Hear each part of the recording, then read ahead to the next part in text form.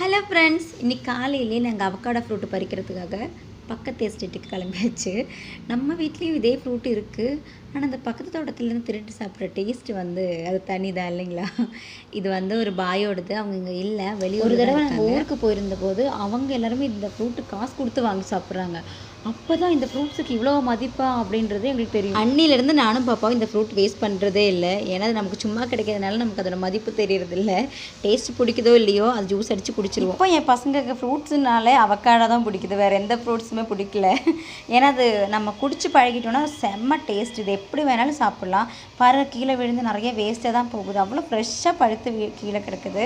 உங்களுக்கு இந்த ஃப்ரூட்டு பிடிக்குன்னா நீங்கள் கமெண்ட்டில் சொல்லுங்கள். அவக்காடோன்ற பேர் இல்லாமல் உங்கள் ஊரில் இந்த ஃப்ரூட்டுக்கு என்ன பேர் சொல்லுவீங்க அப்படிங்கிறது கமெண்ட் சொல்லுங்கள். இந்த ஃப்ரூட்டுக்கு கேரளாவில் நிறைய பேர் இருக்குது. வெண்ணப்பழம், அப்புறம் பட்டிப்பழம் அப்படின்னு சொல்லுவாங்களாமா. ஏன்னா இந்த பழம் நாய் சாப்பிடுமாமா, நாய்க்கு ரொம்ப பிடிக்குமா, அதனால இதுக்கு பட்டிப்பழம் அப்படின்னு ஒரு பேர் இருக்குது. இன்னொரு பழம் நான் உங்களுக்கு காட்டுறேன். இதில் உங்கள் ஊரில் என்ன பேர் சொல்லுவீங்க அப்படின்னு எனக்கு கமெண்டில் சொல்லுங்கள்.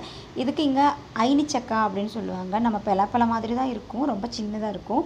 அதில் குட்டி குட்டியாக சொலை இருக்கும்.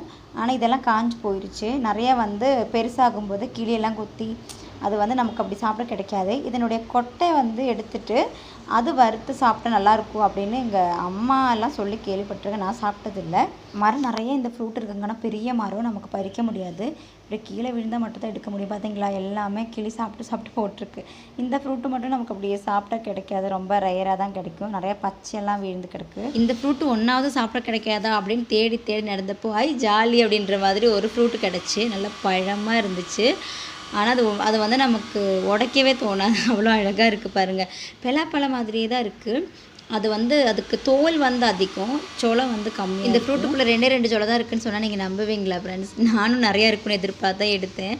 ஆனால் ரெண்டு சொலை தான் கிடச்சி. நம்ம பலாப்பழம் இருக்குது இல்லைங்களா, அது சின்னதாக இருந்து எப்படி இருக்கும் அந்த மாதிரி அழகாக இருந்துச்சு. ஆனால் டேஸ்ட் பலாப்பழத்தோட டேஸ்ட்டு கிடையாது. சின்ன புளிப்பு, சின்ன இனிப்பு. எனக்கு டேஸ்ட் அவ்வளோ பிடிக்கும். வீட்டுக்கு போய் நமக்கு அவக்காடோ ஃப்ரூட் சாப்பிட்லாம். அப்போ இந்த வீடியோ அவ்வளோதான். நெக்ஸ்ட் வீடியோவில் பார்க்கலாம். ஓகே, பாய்.